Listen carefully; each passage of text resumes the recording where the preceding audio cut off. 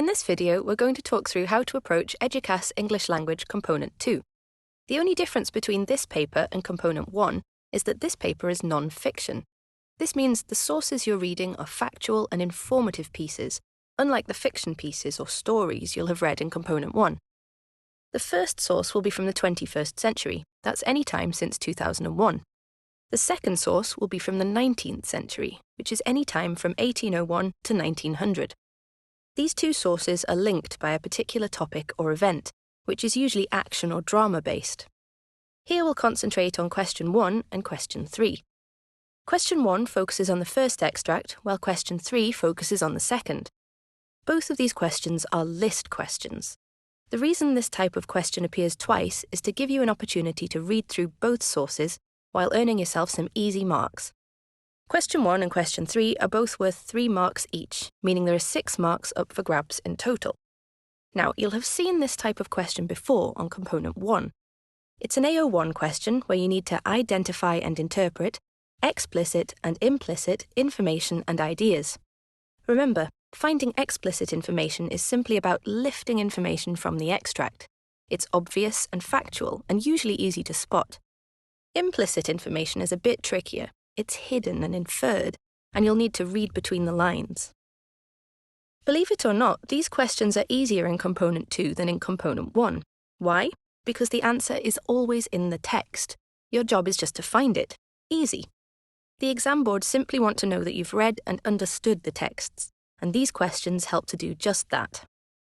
In the past, non-fiction list questions have been phrased in several different ways. They might start with what, how, where, when, on which, or give one example of. But even though these questions are straightforward, it can still be easy to lose marks. The biggest reason for this is not reading the questions properly. To avoid making these silly mistakes, make sure you decode the question accurately. Ask yourself, what are the key words? You can then use these keywords in the question to help you find the answers in the sources. These words are a huge indication of what you're looking for, so make sure you know what they are. Think of it like a word search. You're given and shown a list of items to find on each page. Because you know and can see what you're looking for, it's easier to find it. Questions 1 and 3 on your Component 2 English language paper are just the same. You've been given the keywords of what you need to find, so use them to help you locate the answers in the text. Let's take a look at an example to make it a little clearer. Press pause now and read through this excerpt from an article in The Guardian.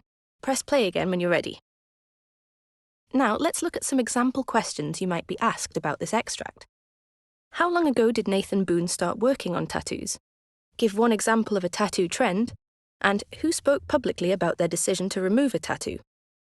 You'd need to highlight the key words, just like this. These words will direct you where to find the answer.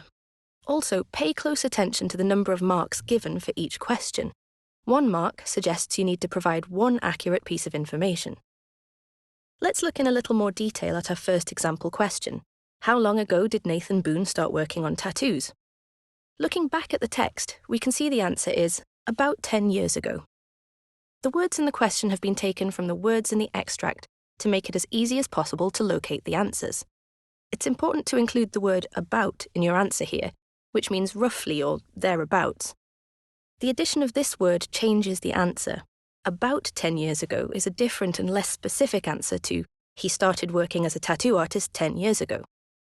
We can see that it's the same for the other 2 questions. The keywords in the question help you find the answers in the extract. For question 1b, there are 2 examples in the extract of tattoo trends, tribal designs and geometric designs. Either of these would get you the mark. For 1c, the answer is clearly Ross Barkley.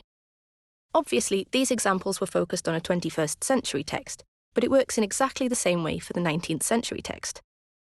So, to summarise our top tips for tackling list questions: read the question carefully, identify the keywords, look for the keywords in the extract to help you find the answer, use the number of marks available for the question as a guide to how many pieces of information you need, and you don't need to write in full sentences here, just copy down the information that answers the question. It'd be worth practicing what we've just walked through with an actual exam paper so you can see how it works. You could use the Eduqas style Component 2 paper that's attached to this pod. Good luck!